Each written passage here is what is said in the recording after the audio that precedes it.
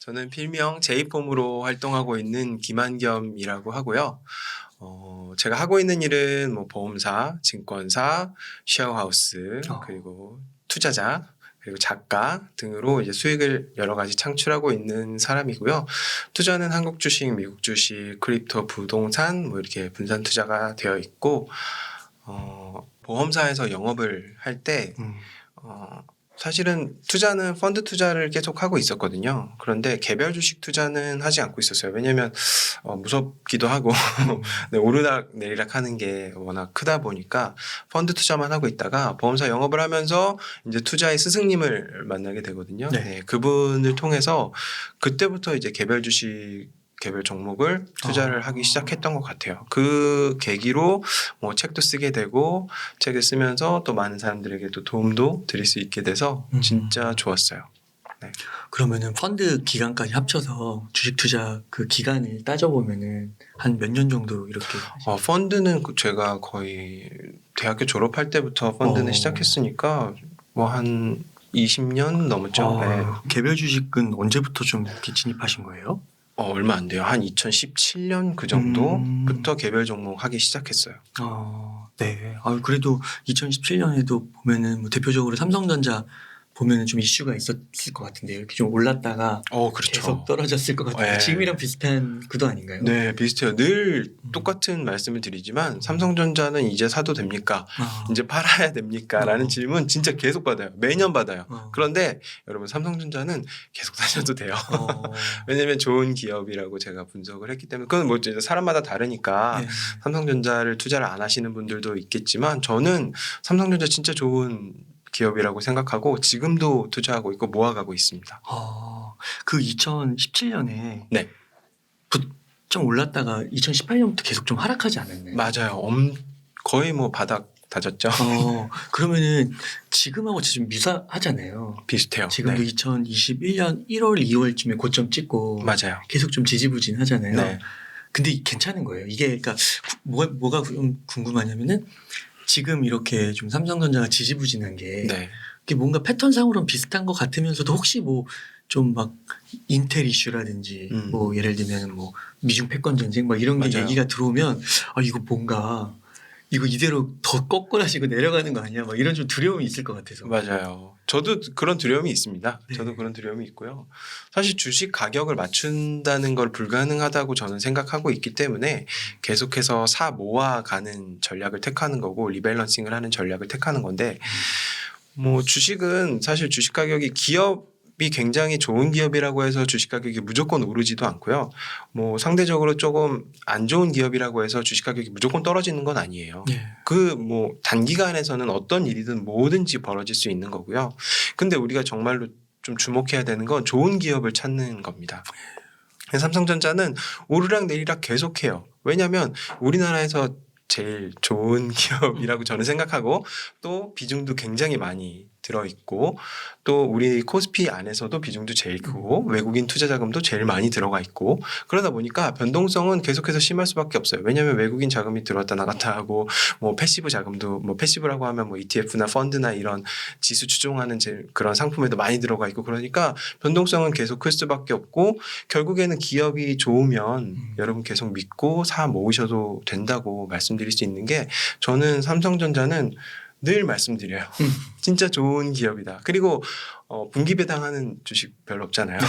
분기배당도 너무 좋고 네, 삼성전자는 좋은 기업입니다. 계속 가져가셔도 되고요. 계속 사 모으셔도 될 것 같아요.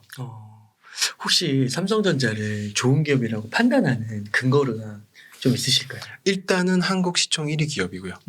그 다음에 글로벌로 매출을 발생시키고 그리고 최고의 인재들이 거기에 다 모여 있습니다. 정말 여러분이 상상하는 것 이상으로 엄청난 인재들이 거기에 모여 있어요. 그러니까 사실 삼성전자는 한국 시장에 있기 때문에 조금 저평가되는 부분이 있지 않나라는 저는 생각이 들고 그렇기 때문에 정말 좋은 기업이다. 그러니까 시총 1위라는 거는 아무나 할 수 없는 거거든요. 아무 기업이나. 일단 그걸로 검증이 한번 된 거고 글로벌로 매출을 올린다는 거는 그 매출의 상한선이 없다는 거거든요. 그러면 그것만으로도 충분히 좋은 기업일 수 있다라고 생각하고 저는 반도체만 하고 있는 SK 하이닉스 하이닉스도 있고 뭐 마이크론도 있고 그렇지만 여러 가지 뭐 가전이나 모바일이나 이런 사업들을 같이 포트폴리오에 담고 있는 삼성전자가 아무래도 조금 더 변동성이 조금 더 괜찮지 않을까라는 생각이 좀 더 들기도 해요. 네. 그러면은 요 질문을 좀 이어서 한번 여쭤볼게요. 그 책에 보니까 네. 하루에 한 주씩 모아가기, 일주일에 한 주씩 모아가기 이런 게 있더라고요. 맞아요. 그래서 너무 재밌어가지고 한번 봤는데 이거 진짜 실천해 보시고 성과도 보신 건가요? 네. 제가 직접 실천해보고 네. 결과를 거기다 쓴 거고요. 네. 하루에 한 주씩 모으는 건 삼성전자 우선주를 네. 제가 그렇게 모았었고, 그리고 일주일에 한 주씩 모았던 거는 테슬라 그리고 코카콜라 이 정도였고요. 물론 그때 이제 한 2019년, 2020년, 2021년 사이에 모았던 거라서 수익도 굉장히 많이 좋았고 네, 결과도 굉장히 좋았는데 사실 모아간다고 해서 늘 수익을 얻는 건 아니에요. 왜냐하면 제가 삼성전자 우선주를 한 2021년도, 20년도 그쯤에 제가 팔았어요. 한 80% 정도를. 네, 그것도 이제 분할 매도해서 팔았으니까 기간이 있는 거고요. 다행히 또 되게 운이 좋게 고점에서 잘 팔은 건 됐는데 사실 그게 중요한 게 아니라 저는 그 이후에 또 모으기 시작했거든요. 그러니까 사실 지금은 물려 있어요. 근데 전혀 걱정하지 않으셔도 되는 게 또 살 수 있거든요. 계속 살 수 있거든요. 그러면 언젠가는 또 한 번 주식 가격이 오게 되고요. 그 주식 가격이 왔을 때 또 한 번 매도해서 수익을 또 조금 보존시키고 또 모아가고 이런 전략을 택하시면 진짜 자산 증식하는데 너무 좋으실 거예요. 아무래도 그때 이제 삼성전자를 좀 팔았던 이유는 좀 단기적으로 급격하게 맞아요. 올랐잖아요. 너무 올랐어. 그렇죠. 네, 너무 올랐어요. 네. 그래서 이때 팔아야겠다라고 생각한 이유가 바로 그때 너무 급등을 하니까 사실 기업 가치에 비해서 급등할 때가 있거든요. 그럴 때는 사실 되게 좋아할 수 있는데 그 수익을 조금 보존하시는 것도 좋아요. 그러니까 그렇게 분할 매도. 저도 한 번에 팔진 않았고요. 저 조금씩 이제 팔았거든요. 그래서 그렇게 보존하시는 것도 좋은 방법입니다. 맞아요. 그 주변에서 어떤 슈퍼개미 분도 그때 한 40~50%인가 이렇게 파셨다고 하더라고요. 네. 그때 뭐 한 번에 다 판 게 아니라 차츰차츰 해가지고 왜냐면 또 그러다가 갑자기 또 원상태로 돌아오면 너무 아쉽잖아요. 맞아요. 그래서 그렇게 하시면 뭐 조금 뭐 덜 벌 수도 있지만 더 올라가서 맞아요. 그래도 뭐 그거는 얼마 차이 안 나니까. 맞아요. 그래서 이렇게 실천을 하신 거군요. 네. 그러면 혹시 이게 그런 데이터도 있으신가요? 그 일별로 이렇게 사지 않고 보통 직장인들은 월급을 받으니까 그렇죠. 월마다 한번 살 수도 있잖아요. 월마다 한 번 살 수도 있죠. 그런 것과 좀 차이가 좀 벌어지는 부분이 있을까요? 매일 사는 거. 전혀 없습니다. 월마다 사셔도 네. 충분해요. 네. 아, 이제 직장인들은 월급을 받잖아요. 네. 그럼 월급의 한 몇 퍼센트 정도는 주식을 투자한다. 그거 너무 좋은 거예요. 네. 그리고 노동소득의 어느 정도의 퍼센트를 투자하는 거는 진짜 여러분 필수입니다. 무조건 하셔야 돼요. 네. 경험적인 측면에서도 그렇고 투자의 실력을 키우는 데 있어서도 그거 너무나 좋은 방법이고요. 아니면 10%를 띄워놨다가 하루에 한 주씩 사셔도 되고요. 뭐 일주일에 한 주씩 사셔도 되고 뭐 그거는 뭐 주식 가격에 따라서 사실 수 있는 거니까 어쨌든 꾸준히 뭔가 내가 이렇게 주식을 살 수 있다. 그건 너무 좋은 방법인 것 같아요. 그러니까 일별로, 뭐 주별로, 월별로 이렇게 사는 거는 물론 좀 미세한 차이는 있을 수 있지만 뭐 길게 가면 갈수록 큰 차이, 의미 있는 차이는 아니다. 네, 큰 의미 없습니다. 네. 그럼 매일매일 사는 거는 약간 뭐 재미 같은 것도 있고. 맞아요. 오로지 그거예요. 어. 그 주식을 살 때 어떤 기쁨이 있냐면 내가 자산을 사는 기쁨이 있어요. 그러니까 처음에는 못 느끼시겠지만 사실 소비하는 기쁨이 있잖아요. 뭔가 되게 맞아요. 사서 새 거를 이렇게 보고 있다거나 그럼 되게 즐겁잖아요. 네. 근데 이제 주식을 사시다 보면 어느새 그런 지경에 이르는 나를 보게 됩니다. 주식을 사면 되게 좋고 자산을 구입하는 데 있어서 되게 즐거워요. 그리고 하나를 사면 또 배당도 나오니까 그 배당이 뭐 그렇게 뭐 크진 않지만 뭐 그래도 굉장히 좋은 그런 기쁨이 있어서 하루에 한 주씩 샀던 것도 있는 것 같아요. 그런 것 같아요. 진짜 그 매일매일 좀 월마다 이렇게 사면 좀 심심할 것 같기도 하고. 그렇죠. 네. 그리고 일마다 사면은 또 좀 장점인 게 저는 이제 좀 이렇게 인터뷰를 하니까 매번 이렇게 아침에 인터뷰를 보게 되잖아요. 네. 근데 보면은 뭐 미국 시장하고 한국 시장하고 뭐 삼성전자랑 미국 반도체 지수랑 뭐 연동된다고 하기도 하는데 제가 볼 때는 안 연동되는 경우도 굉장히 많더라고요. 많죠. 네, 맞아요. 그래서 그게 진짜 이렇게 내일을 이렇게 예측해가지고 움직이는 게 얼마나 위험하고 맞다가도 한 번 틀리면은 이 문제가 있을 수 있겠다 이런 게 맞아요. 와닿더라고요. 맞아요. 그래서 그런 것도 매일매일 살면서 체크할 수 있는 부분인 것 같아요. 맞아요. 공부도 되는. 맞아요. 그 수익과 손실에 대해서 여러분들 꼭 생각하셔야 되는 게 큰 수익만 생각하시는데 반대로 큰 손실도 분명히 있을 수 있어요. 그러니까 단기간으로 트레이딩으로 접근하시려면 사실 프로들, 트레이더를 이길 수가 없습니다. 우리가 절대로 못 이겨요. 여러분들 그런 생각하시면 절대로 안 돼요. 우리가 프로 축구 선수를 이길 수 있겠습니까? 프로 농구 선수, 프로 야구 선수 못 이겨요. 그분들은 어렸을 때부터 하던 습관이 있고 실력이 있으니까 못 이깁니다. 그러니까 그분들을 이기려고 하지 마시고 우리는 꾸준히 계속해서 모아가면서 수익을 얻는 게 훨씬 더 성공률이 높습니다. 아, 네. 혹시 좀 뭐 요즘에 그 IT 쪽에서 네이버 카카오 좀 많이 흔들리잖아요. 네. 많이 떨어지고 네. 네이버도 많이 떨어지더라고요. 많이 떨어졌어요. 혹시 네이버 카카오에 대한 의견도 좀 있으실까요? 저는 한국 주식을 추천을 해달라고 하면 분명히 얘기할 수 있는 세 가지는 삼성전자와 네이버 카카오입니다.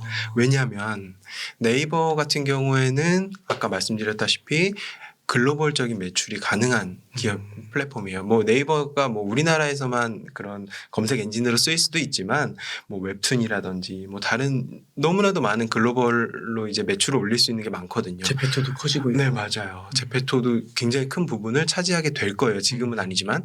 그리고 카카오 같은 경우에는 이미 해외 산업들 너무 많이 있고 제가 쉐어하우스를 하는데 이제 외국인 친구들이 가끔 쉐어하우스 오면 카카오톡은 무조건 깔고 시작해요. 아, 그래요? 네, 네. 그리고 해외에 나가서 이제 우리 쉐어하우스에 있다가 나간 친구들도 가끔 카카오톡으로 연락을 해요. 그러니까 카카오톡은 많은 해외에 있는 사람들이 이용을 하고 있다는 거고요. 네. 그러다 보니까 글로벌적인 매출이 가능하고 플랫폼이고 여러 가지 돈 벌 수 있는 그런 일들이 너무나 많아요. 그러니까 삼성전자 그리고 네이버, 카카오는 계속해서 모아가셔도 좋다. 그런데 지금 주식 가격이 네이버나 카카오는 심지어 거의 한 반토막 난 것 같아요. 제가 볼 때는 너무 마음이 아프죠.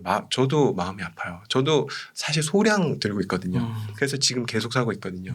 그런데 여러분 계속 사시면 아마 진짜 괜찮은 일이 벌어질 거고 사실은 이것도 내일이면 바뀔 수 있어요. 제 의견도. 왜냐하면 그거는 그 상황에 따라 다른 거니까. 하지만 지금 상황으로 봤을 때는 저는 삼성전자, 네이버, 카카오는 진짜 괜찮다. 모아가셔도 된다라고 생각합니다. 그러니까 현재 뭐 주어진 뭐 재무제표 정보나 뭐 뉴스나 뭐 이런 공시 자료 이런 걸 봤을 때는 괜찮다. 굉장히 괜찮습니다. 네. 네. 앞으로 뭐 터질 일은 모르는 거니까. 그거는 그것까지 알고 네. 하면은 네. 사실 내부자죠. 아, 네. 그래서 삼성전자, 네이버, 카카오는 좀 괜찮다. 그러면 혹시 미국 주식 쪽은 어떻게 하시고 있으실 건가요? 네, 미국 주식도 하고 있고요. 미국 주식에서 뭔가 추천해달라고 하면 저는 애플, 아마존, 구글, 마이크로소프트. 그러니까 너 왜 대형주만 얘기하냐라고 하지만 결국 대형주가 실적을 많이 올립니다. 네. 돈을 많이 벌어요. 정말 상상 이상으로 많이 벌어요. 그런데 뭐 카카오나 뭐 구글이나 아마존이나 이런 회사들이 순이익이 생각보다 많이 나지 않는 거는 재투자하니까 그런 거거든요. 그러니까 매출을 보시면 진짜 어마어마해요.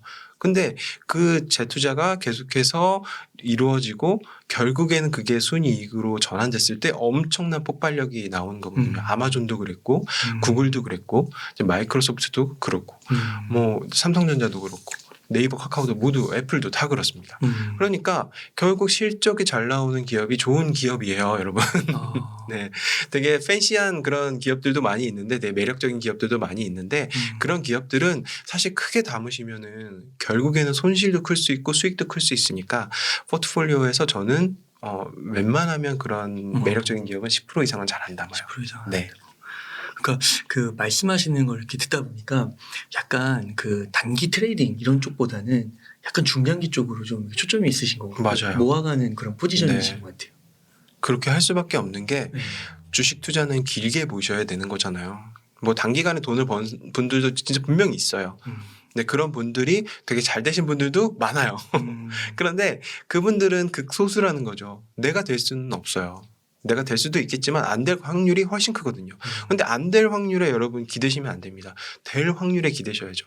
중장기적으로 좋은 기업을 가져갔을 때는 분명히 가능성이 있고 좋아요. 그런데 그 기업도 사실은 문제가 될 수도 있고 한순간에 넘어질 수도 있죠. 그러면 결국에는 우리가 기업 분석을 계속 해 나가야 된다는 거고 그 기업 분석을 통해서 좋은 기업을 계속해서 발굴하셔야 돼요.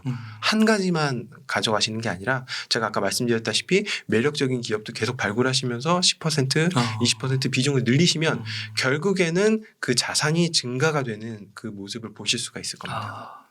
그러니까 좀 의미 있는 좀 많은 포션은 좀 누구에게나 알려지긴 했지만 그런 우량주, 대형주 그런 거를 좀 중장기적으로 모아가는 포지션을 취하면서 네. 이제 소형주, 성장성이 높아 보이는 매출은 비록 지금은 작지만 네. 그런 거를 한 10% 정도 맞습니다. 이렇게 담아가는 전략. 네. 이렇게 해도 충분히 괜찮은 성과를 거둘 수 있다라는 거죠. 엄청 좋습니다, 여러분.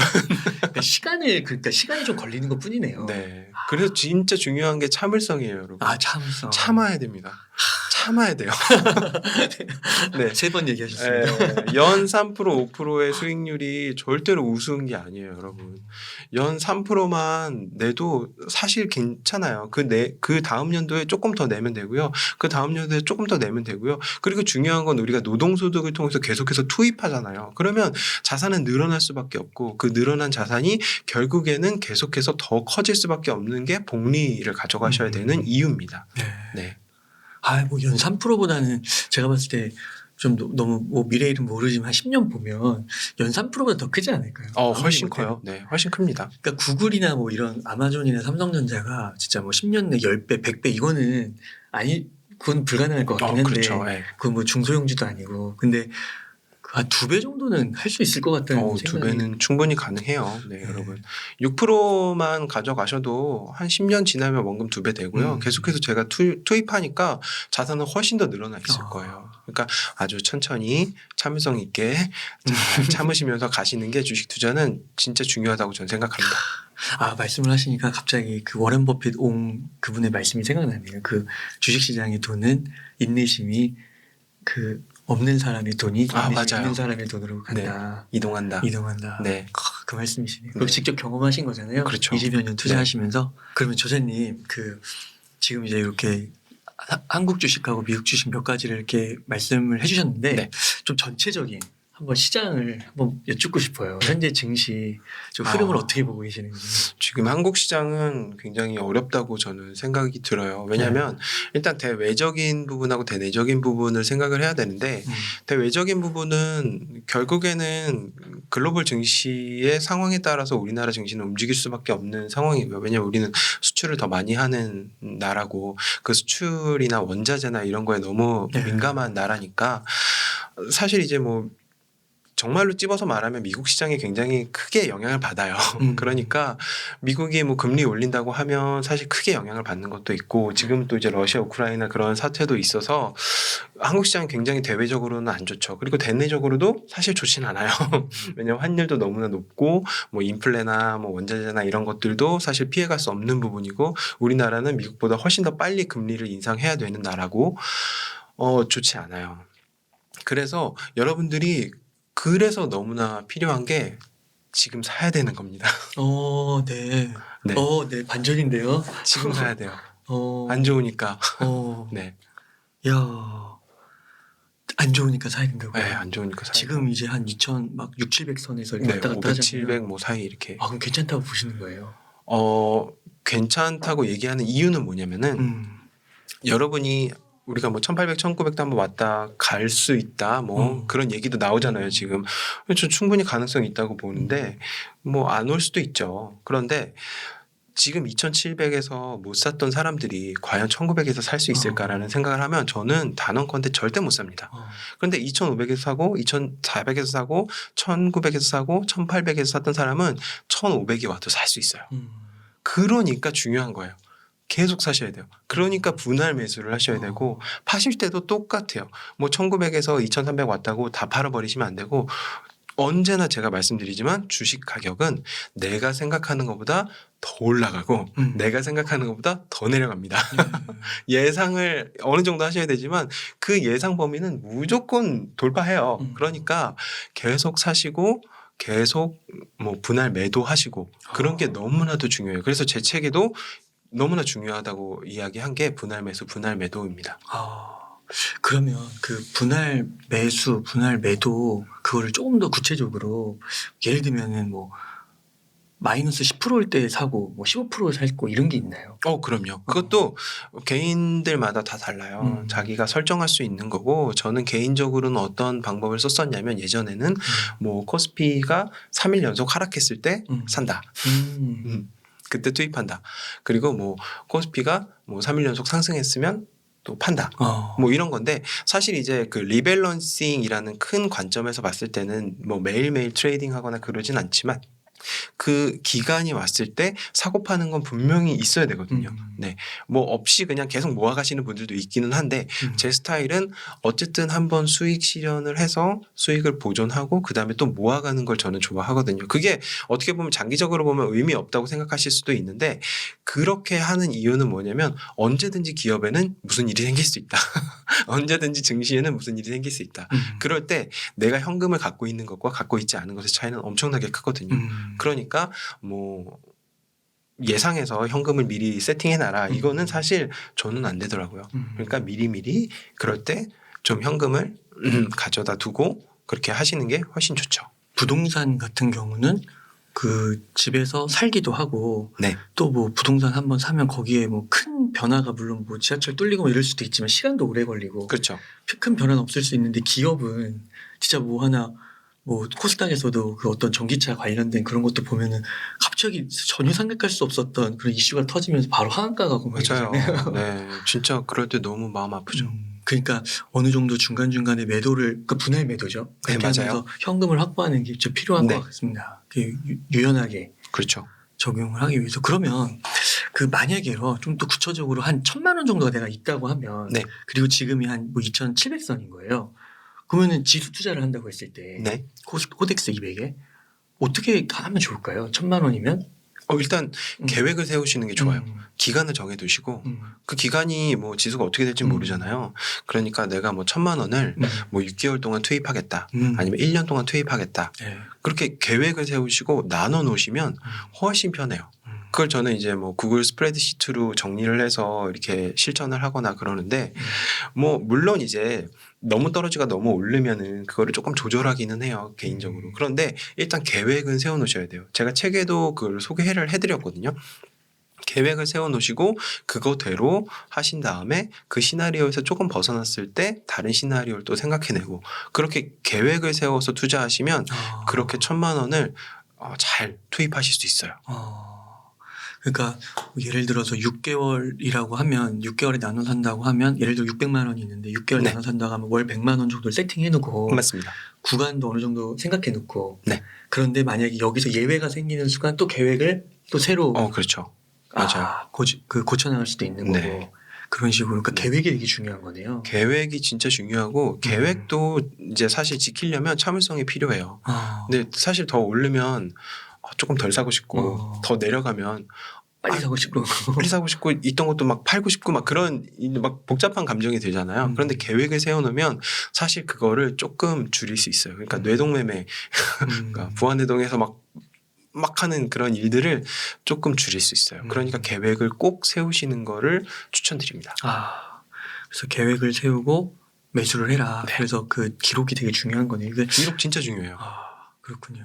그래서 구체적인 사항은 또 책에서 저자님께서 잘 정리해 주셨으니까 참고하시면 좋을 것 같고. 네. 그러면 저자님 그 지금 만약 이제 모아간다고 했을 때 주식을 이제 사라고 하셨으니까 네. 좀 어떤 주식, 어떤 산업 섹터 뭐 이런 게 있을까요? 저는 진짜 자신 있게 추천드릴 수 있는 섹터는 IT랑 반도체예요. 네. 지금 뭐 2차 전지도 많이 추천을 하시고 뭐 자동차, 전기차 이런 산업들 많이 추천하시는데 저는 결국에는 IT와 반도체가 굉장히 꾸준히 갈 수 있다고 생각하거든요. 왜냐하면 우리 삶에 IT가 너무나 깊숙이 들어와 있고 없으면 안 되는 시장이 되어버렸고 그 IT에서 또 너무나 필요한 게 반도체고 네, 핸드폰은 뭐 반도체 통조림이라고 할 정도로 반도체가 여러 분야에서 엄청나게 사용되고 있고 우리의 삶에서 IT가 없으면 아무것도 돌아가지 않는 시대가 되어버리고 있으니까 저는 이 섹터는 굉장히 장기적으로 좋게 보고 있는데 주식 가격이 그렇게 막 팍 오르거나 막 팍 내리거나 뭐 그런 거는 사실 예상하기 힘들죠. 하지만 이 섹터를 계속해서 쭉 가져가시면 좋은 결과가 있지 않을까라는 생각이 듭니다. 그러면은 앞서서도 한번 말씀해 주시긴 했지만 국내에서는 삼성전자, 네이버, 카카오 네, 그리고 해외에서는 애플, 구글, 아마존 네, 이 정도를 굉장히 좋게 네, 보신다. 맞습니다. 마이크로소프트 뭐 이런 거 되게 괜찮게 보고요.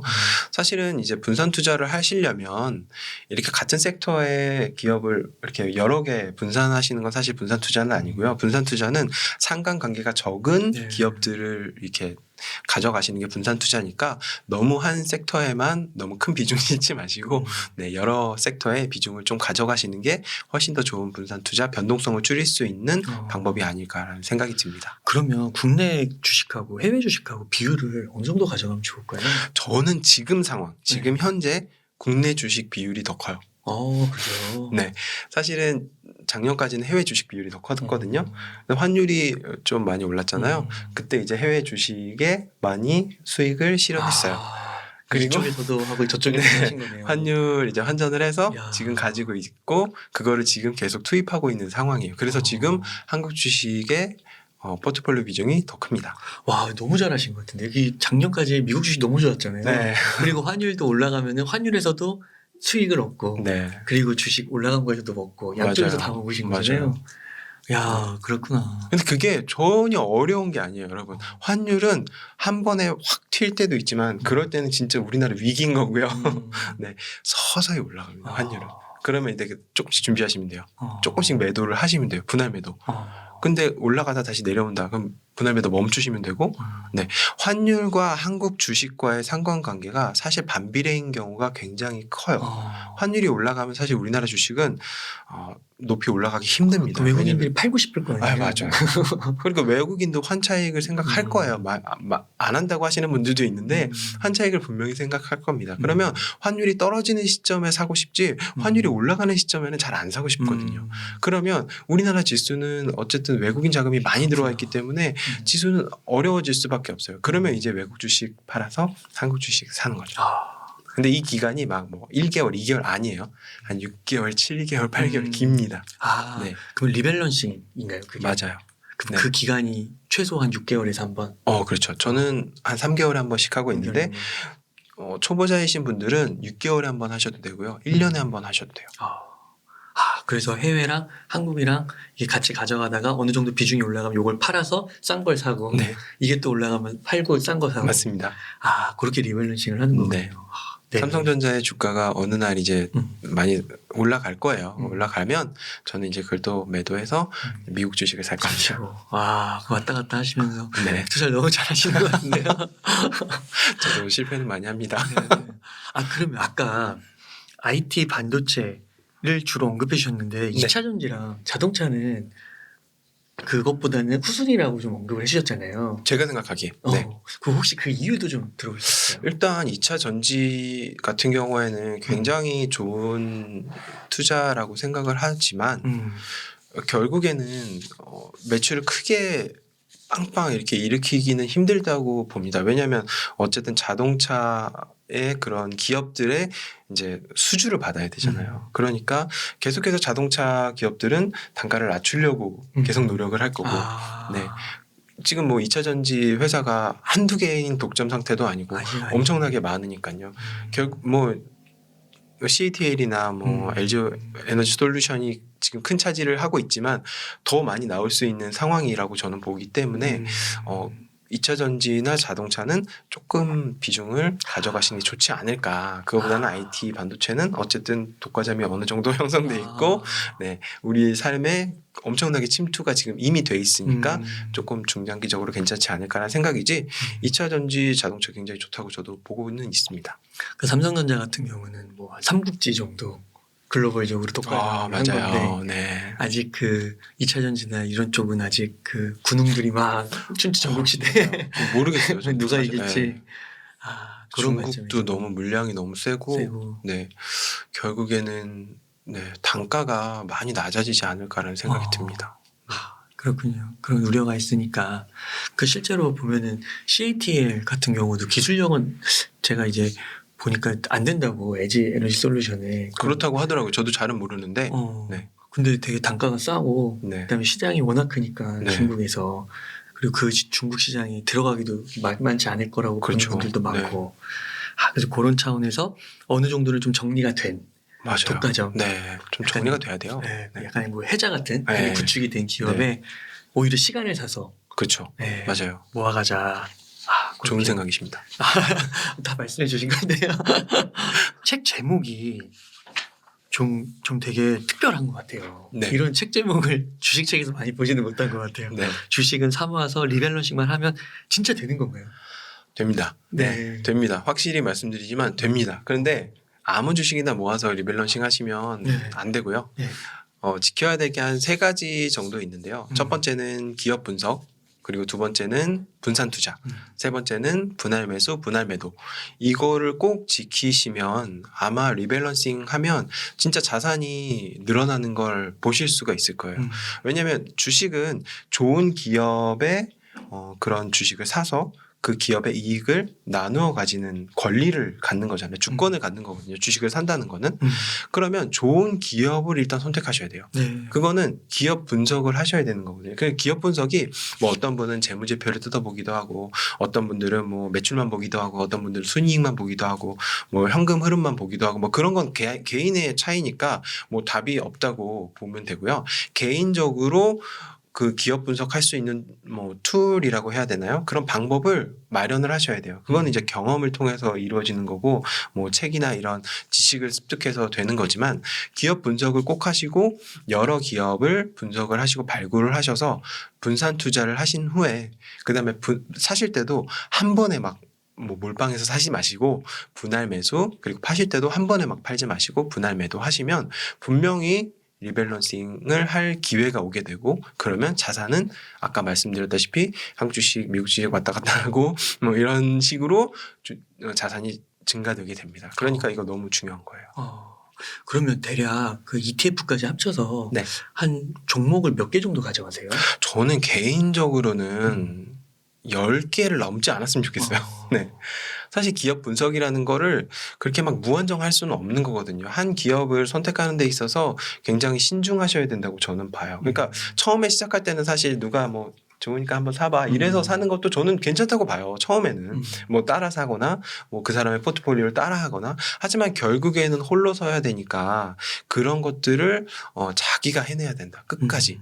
그러려면은 분할 매수 분할 매도 꼭 하셔야 된다. 기업 분석 꼭 자기 혼자 해야 된다라고 생각합니다. 조금 리밸런싱을 어떻게 하면 좋겠다. 거기에 대해서 조금 더 네. 자세한 질문. 리밸런싱을 하시려면 일단 아까 말했듯이 기업 분석이 돼야 되고 여러 기업에 분산 투자가 돼 있어야 되는데 그 분산 투자를 하실 때 분할 매수 분할 매도를 하셨다면 어느 정도 비중이 이렇게 딱 확정이 될 때가 있어요. 그러니까 자신의 포트폴리오에서 뭐 예를 들면 삼성전자, 네이버, 카카오, 뭐 애플, 뭐 구글 이렇게 있는데 몇 %씩 비중이 딱 나눠져 있다 하면 그 비중을 꼭 기록해 놓으세요. 아마 분할매수 분할매도 할 때 기록을 해 놓으셨다면 그 비중도 분명히 기록이 돼 있을 겁니다. 그러면 그 기록된 것들을 가지고 계시다가 뭐 3개월, 6개월, 1년 뭐 이렇게 기간을 정하시고 그 비중이 분명히 변화가 될 거거든요. 어떤 기업은 주식 가격이 올라가고 어떤 기업은 내려갈 거예요. 그러면 비중이 늘어난 것도 있고 줄어든 것도 있을 거예요. 그러면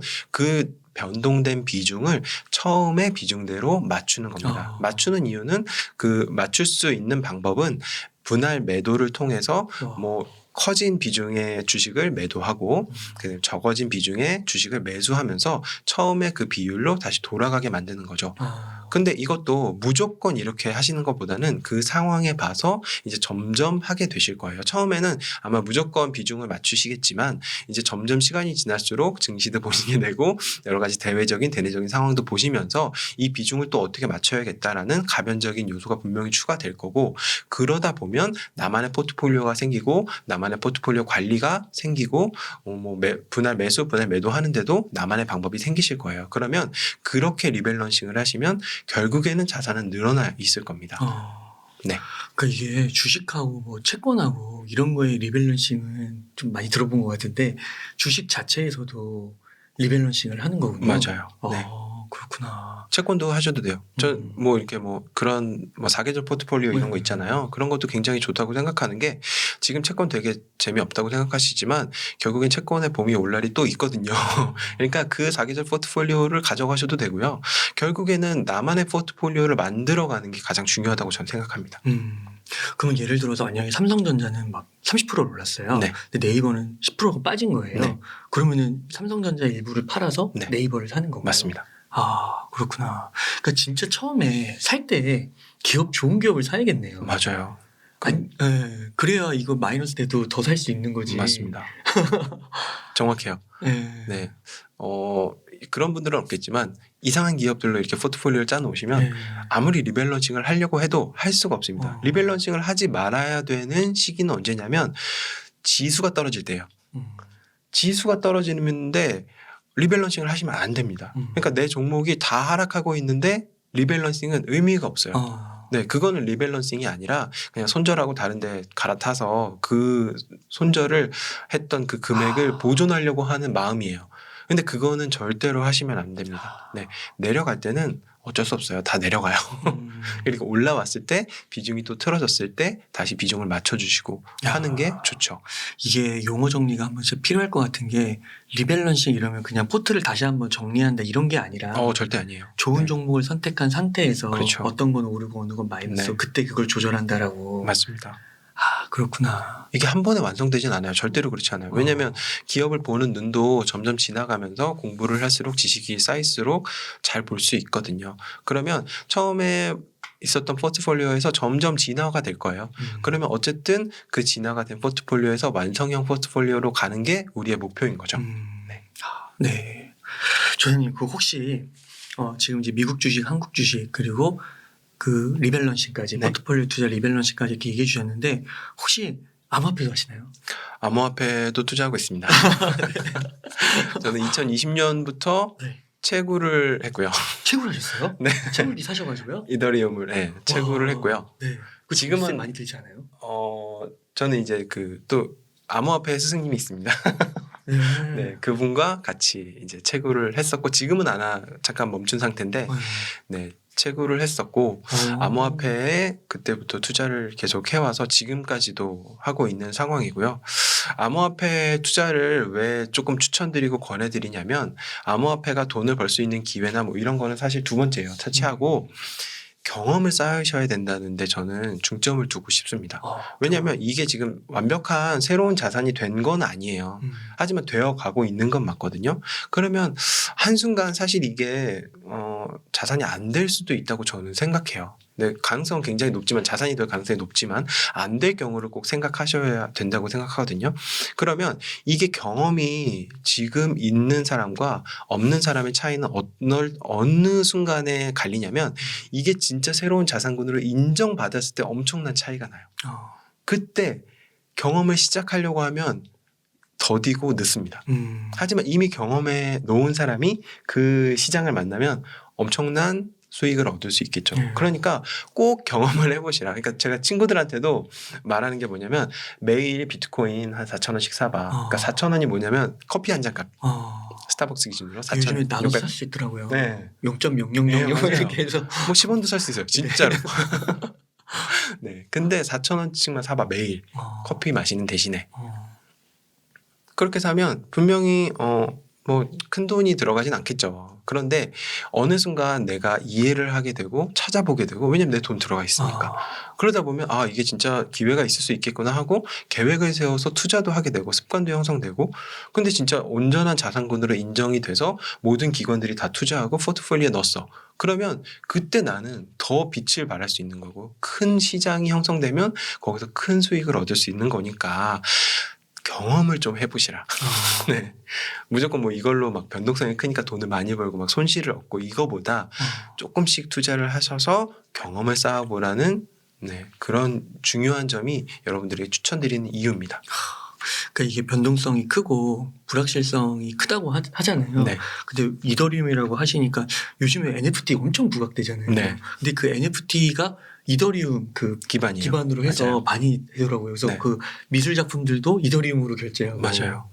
그리고 그런 거 보면은 뭔가 세상이 그 2000년대 초에 그 인터넷 혁명 맞아요. 그런 시기를 좀 연상케 하는 것 같기도 하고. 그러니까 그 중에서 많이 망하고 암호화폐도 없어지겠죠. 맞아요. 네. 근데 그 중에 살아남은 애들은 대박 나지 않을까. 엄청나죠. 어. 그때 인터넷이 처음 나왔을 때도 어느 이제 빌 게이츠가 어느 토크쇼에 나와서 얘기하는 거 들었었는데 뭐 이런 거 뭐 야구 경기 같은 거 인터넷으로 뭐 나중에 뭐 이렇게 실시간으로 볼 수 있고 뭐 그런 했던 얘기 경기를 했어요? 뭐 이렇게 볼 수 있습니다 하니까 그 사회자가 막 웃으면서 라디오로도 들을 수 있고 뭐 이런데 그래요? 그 인터넷 누가 하겠습니까? 라고 막 웃으면서 하는 토크쇼를 제가 유튜브에서 본 적이 있거든요. 와.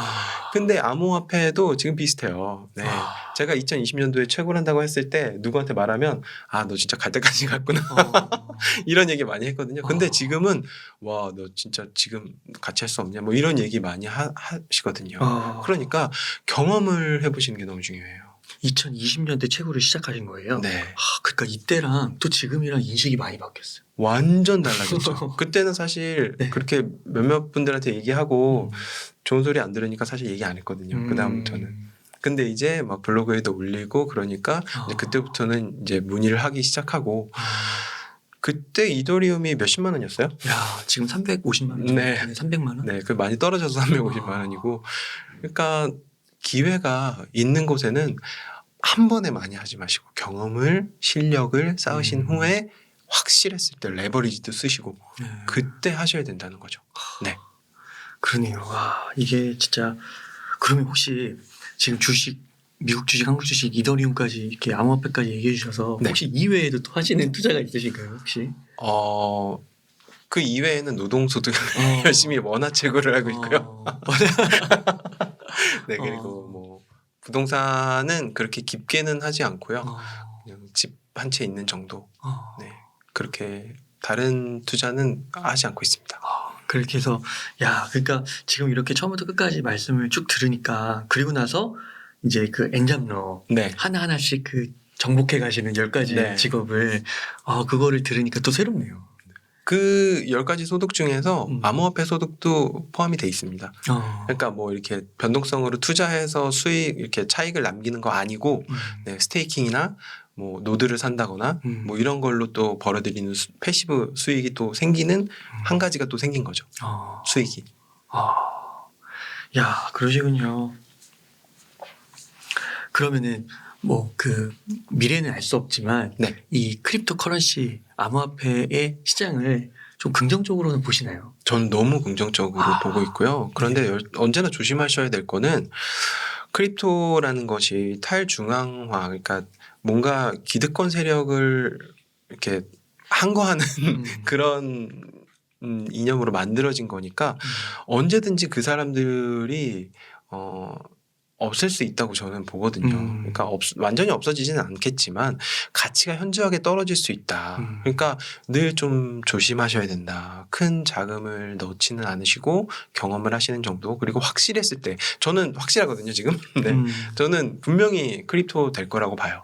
그래서 저는 뭐 지금 제 포트폴리오에서 한 30에서 40% 정도를 가져가고 있고 네. 그럼 주식이 그 나머지 부동산 빼면 네. 주식이 나머지 50% 되는 금융 포트폴리오에서 30-40%. 그러니까 전체 자산에서는 한 20%는 안 넘을 거예요. 한 15% 정도 되지 않을까. 네. 그러시군요. 확신을 많이 가지시는 거예요. 저는 된다고 봅니다. 네. 근데 모르는 거예요. 네. 제 말 믿지 마시고요. 네. 그러니까 이게 저도 이제 암호화폐 현상이 막 이렇게 트렌드로 오면서 많이 공부하게 되니까 네. 그 공부를 할 때 이제 역사를 좀 보게 되잖아요. 네. 근데 보니까 2014년 뭐 16년 이때 보니까 그 거래소를 해킹해가지고 네. 비트코인 그거를 이제 가져가더라고 해커들이. 맞아요. 그러면 그 주가가 그럼 좀 흔들리잖아요. 엄청 흔들리죠. 근데 그걸 다 버티고 오히려 지금 이렇게까지 상승을 했잖아요. 맞아요. 그리고 떨어지더라도 변동성이 크다고 하는데 제가 봤을 때 그래프에 보면은 어느 정도 떨어진다면 또 이렇게 하방 경직성 같은 네. 그게 또 이렇게 지지선이 생기는 것 같기도 하더라고요.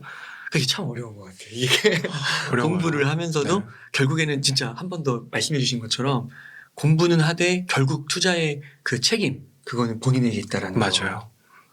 결국에는 그 비트코인도 그러니까 크립토도 지금 기회가 있는 거는 변동성이 크니까 기회가 있는 거예요, 여러분. 변동성이 커서 위험할 수도 있지만 변동성이 크니까 기회가 있는 겁니다. 변동성이 커야 수익도 커지고요. 물론 반대로 손실도 크니까 진짜 더 조심해야 되는 것도 있고요. 그러니까 크립토가 엄청나게 지금 변동성이 큰 이유 중에 하나는 뭐냐면 24시간 돌아가고 모든 글로벌 세계인들이 참여하고 있으니까 변동성이 엄청 큰 거예요.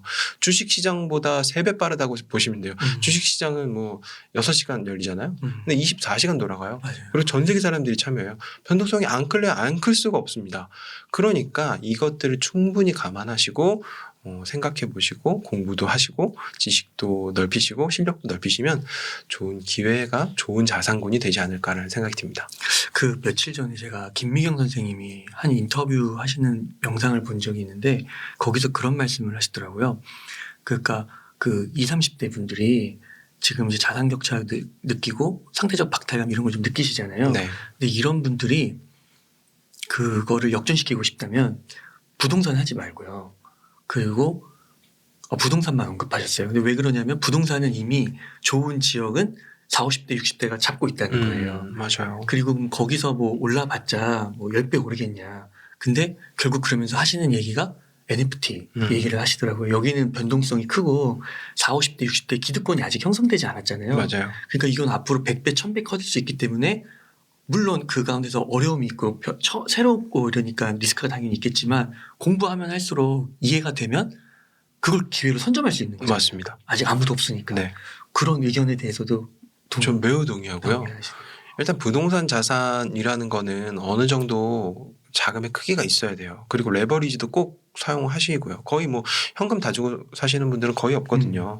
그러니까 투자를 통해서 불린 돈을 부동산으로 옮겨 놓으셔야 돼요. 그러니까 포트폴리오가 진짜 중요한 거고 아까 말했듯이 NFT나 뭐 크립토에도 굉장히 기회가 많으니까 그 기회를 통해서 얻은 수익을 다시 크립토에 재투자하고 NFT에 재투자하는 것도 진짜 좋아요. 좋은데 어느 정도는 부동산에 가져가시고 옮겨 놓으시고 한국 주식, 미국 주식에도 옮겨 놓으시고 크립토는 뭔가 이 확실해지기 전까지는 조금 조심하셔야 되니까 네, 김미경 선생님이 말씀하신 것도 아마 그런 뜻이지 않을까. 부동산도 너무 중요하고 NFT도 중요하지만 지금 기회는 NFT에 더 있는 거는 저는 사실인 것 같아요. 네, 네. 진짜 판이 바뀌는 그 시기 네, 그런 것 같습니다. 진짜. 그러니까 그 시기 역사적으로 돌아왔을 때도 2000년대 초에 인터넷 그 닷컴 버블 이때도 보면은 진짜 뭐 돈도 못 버는데 닷컴만 붙으면 막 올라갔던 맞아요. 그런 걸 기억하면은 지금도 약간 비슷한 거라고도 볼 수 그렇죠. 있잖아요. 네, 그러니까 이게 참 공부를 하고 투자를 잘 하면 또 기회가 열릴 수 있다. 그렇죠. 예. NFT 시장도 지금 보시면 제대로 된 것만 있는 건 아니거든요. 절대로 아니에요. 진짜 이상한 게 되게 비싼 가격에 팔릴 때도 있어요. 근데 그거는 사실 우리가 판단할 수가 없는 문제예요. 시장이 판단한 거죠. 네, 그거는 사고 싶은 사람이 많으면 가격은 무조건 올라가는 거예요. 그건 정말 자연스러운 거예요. 그게 뭔지 모르잖아요. 사실 어떤 분들은 어떤 그 작가는 변기를 갖다 놓고 엄청 비싸게 팔기도 네. 하고 그거를 이해할 수 없잖아요. 그런데 많은 사람들이 좋아하면 가격이 올라간다는 거고 그 기회는 잡아야 된다는 거죠. 그러니까 무조건 하시라는 게 아니라 어느 정도 경험이 필요하다 저는 생각합니다. 네. 사실 수익률은 그렇게 중요하진 않아요. 그러니까 어떤 말씀을 드릴 거냐면 네. 자산의 증가율이 굉장히 중요합니다. 리밸런싱 하면 사실 수익률 좋을 수가 없어요. 왜냐하면 수익률이 좋은 걸 팔고 수익률 안 좋은 걸 사거든요. 그러니까 수익률이 좋을 수가 없어요. 그런데 이제 몇몇 분들이 수익률에 너무 치중하신 나머지 나 뭐 수익률 100%야, 200%야 이런 거 굉장히 좋아하시는데 사실 그것도 굉장히 중요하지만 결국 우리가 목표로 해야 되는 거는 자산 증식이거든요. 그러니까 자산 증가율에 대한 수익률을 기록하시는 습관을 들이셔야 됩니다. 내가 전체 자산을 어떤 걸 갖고 있고 이것의 가치가 어느 정도고 이것의 가치가 올해 말고 내년에 그리고 작년에 비해서 올해 어떻게 커져갈 건지 그리고 어떻게 커질 것을 목표로 해서 가져갈 건지 이 자산의 증가율을 꼭 체크하시는 분들이 되셨으면 좋겠습니다. 수익률 안 중요해요. 정말 안 중요해요. 중요하지 않아요. 내 계좌에 몇 프로 수익률 찍혔는지 안 중요합니다. 증가율, 자산 증가율이 엄청나게 중요하다는 거 꼭 기억해 주셨으면 좋겠어요. 그러니까 자산의 그럼 증가율이 안정적으로 올라가는 그걸 말씀하시는 거예요? 너무 좋죠. 네. 사실 뭐 손실이 있을 수도 있죠. 그런데 그러면 분석을 하게 되죠. 뭐 주식이 내가 문제가 있는지 아니면 부동산이 문제가 있는지 크립토가 문제가 있는지 채권이 문제가 있는지 이런 걸 분석할 수 있는 거거든요. 그런데 한 가지 수익률에 너무 집중하시면 안 된다는 거. 네, 그거를 말씀드리고 싶습니다. 전체적인 자산의 네. 통합적인 자산의 네. 증가율. 맞아요. 그 주식 수익률이 아니라요. 네. 그 말씀을 하신 거군요. 중요하지 않습니다. 네. 자산이 커져야 돼요. 자산이 전체적인 네. 자산 관점에서 포트폴리오 관점에서 네, 맞습니다. 그게 또 리밸런싱이 필요한 네, 거고. 맞습니다. 네. 예, 저자님 그러면 혹시 끝으로 네. 강조하고 싶거나 하고 싶은 말씀 있다면 부탁드리겠습니다. 네. 마지막으로 드리고 싶은 말씀은 펀드에 대한 말씀을 드리고 싶어요. 펀드 상품에 대해서 굉장히 욕도 많이 먹고 많은 분들이 부정적으로 생각하는 기간이었던 것 같아요. 왜냐하면 개별 종목으로 했을 때 수익률이 너무 좋으니까. 펀드 뭐하러 해? 그 자산운용사나 뭐 이런 은행이나 이런 증권사의 수수료만 더 많이 주는 거지라고 생각하실 텐데 저는 그렇지 않다고 보거든요. 펀드에서 수익을 낼 수 없는 분들은 사실 개별 종목을 한다고 해도 수익률 낼 수 있는 확률이 크지 않다고 생각합니다. 왜냐하면 결국 주식의 모음이 펀드거든요. 네. 그래서 집합 투자라고 하잖아요. 그래서 펀드에 대해서 조금 긍정적인 시각을 가지고 가져가셨으면 좋겠어요. 그러니까 내가 개별 종목의 기업 분석이 좀 힘들다. 그러면 일단 펀드로 시작하는 것도 너무 좋아요. 펀드를 그러니까 아무 펀드나 또 사시면 안 되고 펀드도 분석이 필요하긴 한데 기업 분석보다는 훨씬 쉽고 간단합니다. 그런 것들을 제가 책에도 써놨고요. 제 블로그에도 써놨고 유튜브 영상으로도 만들어놨으니까 한번 참고해 보셨으면 되고요. 여러분들이 많이 사고 있는 ETF도 펀드입니다. 네.